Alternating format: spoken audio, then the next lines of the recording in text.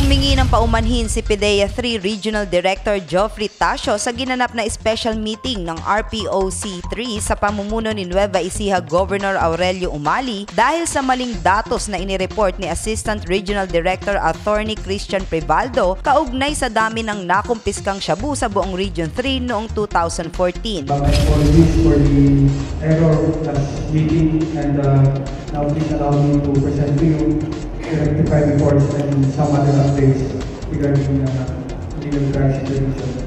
Ayon kay Director Tasio, 482.7 kilograms ng shabu ang nasamsam ng pinagsanib puwersa ng PDEA, NBI at PNP sa mga lalawigan ng Central Luzon ng nakaraang taon na nagkakahalaga ng 1.6 billion pesos taliwas sa naunang naiulat na 1.6 million kilos. Umabot sa 2.6 billion pesos ang sumatotal ng lahat ng nakumpiskang dangerous drugs ng mga otoridad sa buong gitnang Luzon noong 2014 kung saan kabilang ang mahigit 8,768 grams ng marijuana leaves, 1,044 na piraso ng tableta ng ecstasy with meth, 824 grams ng hashish, 236,760 grams ng ephedrine at 94.2 million pesos na presyo ng shabu at mga kagamitan sa paggawa nito na nahuli sa Megalab sa Kamiling, Tarlac. Base pa rin sa ulat ng PDEA, tumaas sa 47% ng nakaraang taon ang mga naisagawang operasyon ng mga otoridad kontra illegal drugs habang 80% naman para sa mga naarestong personalidad kumpara noong 2013. Resulta umano ito ng agresibong kampanya ng mga ahensya ng gobyerno laban sa droga. 2020, the law enforcement agencies combined seized 39.1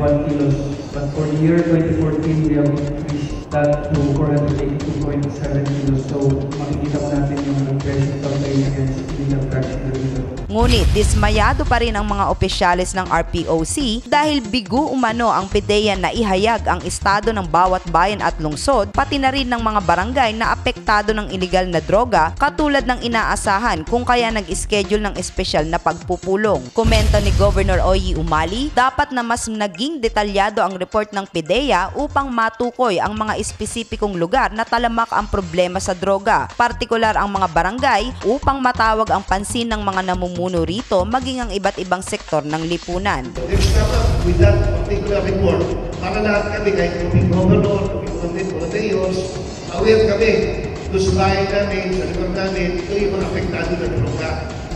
So that every time we're going to have a meeting, ipipresent natin. Because we present generalities, big news.